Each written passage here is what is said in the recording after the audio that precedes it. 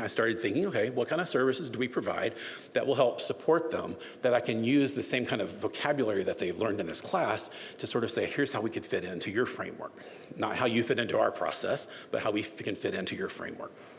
So that's the service model. So one of the first things I actually did is I took this and I said, hey, let's have a meeting and talk about the places where we can sort of overlap and we can help to support the things that you're trying to accomplish here. So the things you see in purple are all areas where UX has some tools or methodology that can contribute to product managers.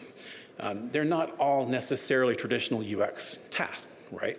So sometimes, for instance, you'll see I even put some in the light purples are the ones I'm not going to talk about really in detail today. The dark purples are the ones that we're going to go through at a very quick, high level to talk about. But they're all things where UX can contribute. Sometimes you may be doing something that's like working on a buyer persona, for instance, that is not a traditional UX responsibility, but it's very helpful for them to have fleshed out personas, especially if you can make the buyer and the user personas sort of work together, which is what we ended up doing, one of the things that we ended up doing after we built some trust.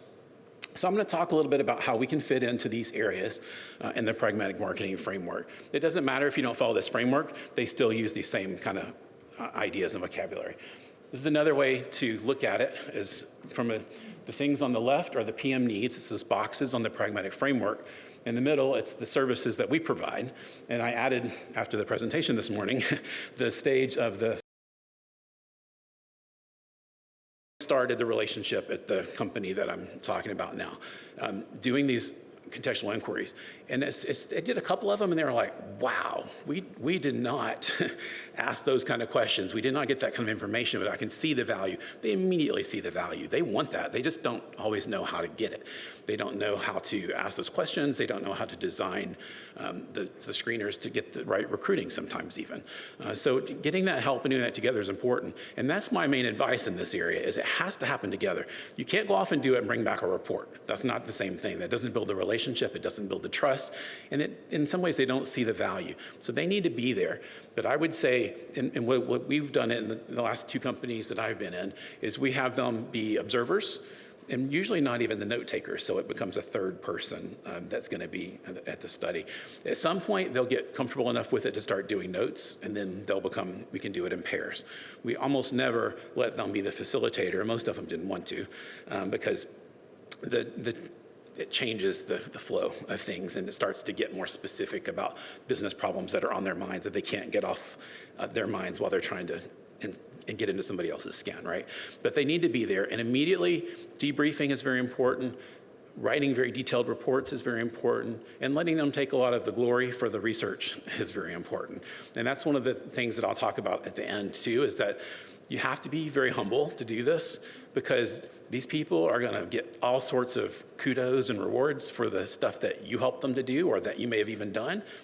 That's okay. It doesn't really matter, because if you don't get into a war with them over who's going to get recognized, who's going to get the pat on the back, they're going to start to trust you more. They're going to start to push you forward. And when they feel more confident and comfortable with you and they can trust you, they're going to say, well, actually, Rob's team did this.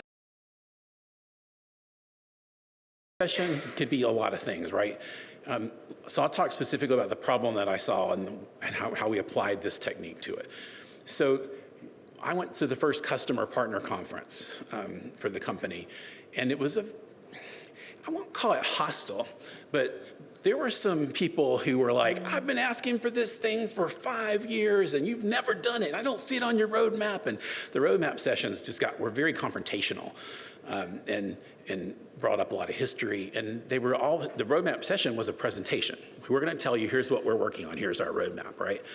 And so after watching that, I was like, we do these kind of brainstorming sessions where we pull out flip charts and we get in little groups and we talk about, okay, what kind of things might we do for manufacturing? What problems are we experiencing? What kind of features do we want to see? It could be either of those focused or both of those. Then you have a facilitator who sort of walks people through that, and then people would change and go to another area of the room and talk, now I'm going to talk about how do we do accounting? How do we do payroll? And so it's very quick, like sometimes just 5 to 10 minutes for a group of people to stand around a flip chart with a facilitator, give their ideas, have them all written down, And so they have their voice, right, in multiple ways. And then we take those and we put them up on the wall, and everybody gets their colored sticky dots. We love those things. And they get to go vote on the things that they thought were most important.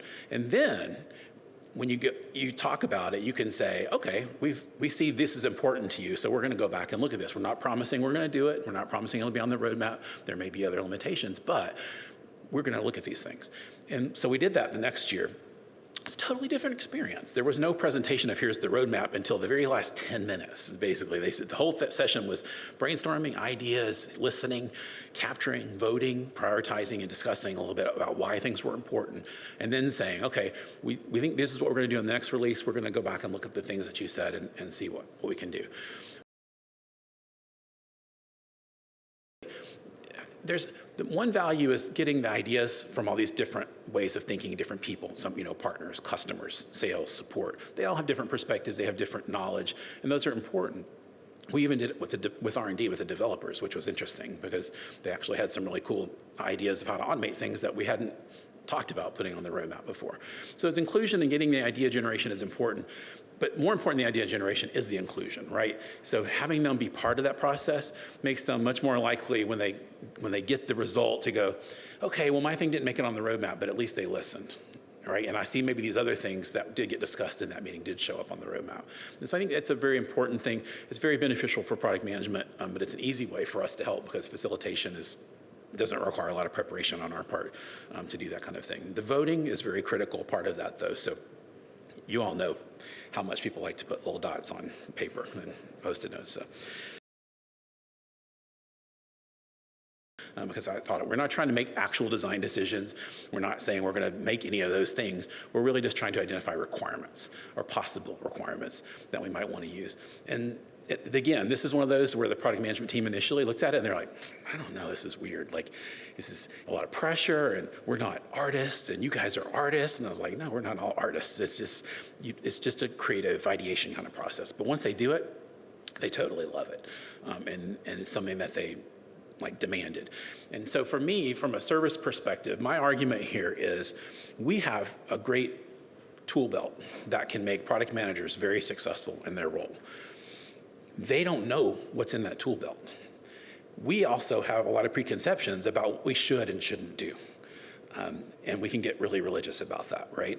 And all I'm saying is, instead of focusing so much on my process, my priorities, your priorities, you can be more successful moving alongside your product management team by looking to see what they're trying to accomplish, looking for ways that you can provide services to them to help them be successful. And in doing that, it will come back and you'll get so much more support. My team went from, when I started there and we didn't have the relationship, there were 7 people. By the time I left, which was 7 years later, there were 26 people. All of that funding, all of that support came from product management saying they need more resources. I want more researchers to go on these contextual inquiries with me. I want more designers who can do these brainstorming sessions and do these design jams. That I'm sort of inherently talking about here, I would define it this way. You're marketing the services that you have within the context of the goals that they've expressed, that they're responsible for, right? Using the language that they use, like the pragmatic framework in the case of the company where I was working here. You have to then understand the stakeholders. I mean, that's been in our textbooks for a long time, right? Do a stakeholder analysis. How many of us actually write out a stakeholder analysis? I mean, I did after grad school, and then it sort of fell off, and then it was more of an intuitive kind of thing. I think it helps to literally write it down. These executives want these things are conflicting. Somehow I got to figure out how these conflicting objectives are going to work. I need to be aware of that before I can really make the right kind of sell my services the right way and do my work the right way. Demonstrating expertise is really just about having your best people in there, your best facilitator facilitating, your best designers in there doing the design jams. So the initial experience is very good and very successful. You obviously, just like anything you're doing new, you always want to pick out something that's not so big that you're going to fail, but that's significant enough that you can make an impact and demonstrate that it's really successful. So you build yourself up to the bigger things as you go. You want success early on. You want them to go, this was amazing. I want to do this tomorrow. I'm saying this in front of you all, but now that I've started, I've always said to my teams, when they would say like, well, what's our most important objective? I said, well, technically your most important objective is to make me look good. Because if you make me look good, it means you're helping me accomplish the things that I'm trying to do to make my peers look good. And I've chosen those things because strategically I understand like where our resources are going to come from, where our support's going to come from, and what the business is really trying to achieve. So you have to trust that I'm giving you objectives for myself that are going to further those things. And so if you make those things work, it'll make me look great. That's going to make us all look great, and that's going to make them look great, and then they're going to give us more resources. It's a little circle of life kind of thing. You know, I started in documentation and went into training, and then went into user research, and then went into design, and then went into product management. It was sort of my personal evolution. To me, it's all the same thing. We're just trying to understand, what does this person need to do? What behavior needs to change? What do they know now? What do they need to know or be able to do? And how are we going to bridge that gap? That's all those jobs are. They just use different mediums to do that, right? It's the same problem. And so we can apply, while we understand that from a user perspective, we almost never apply it to our relationships in the business world. And I think a lot of times it's because most of us don't take many business classes in our official UX training or whatever training we got, whether it's industrial design. We don't learn a lot about business. And so we go in very focused and adamant about the process and about users and the latest techniques and the latest standards.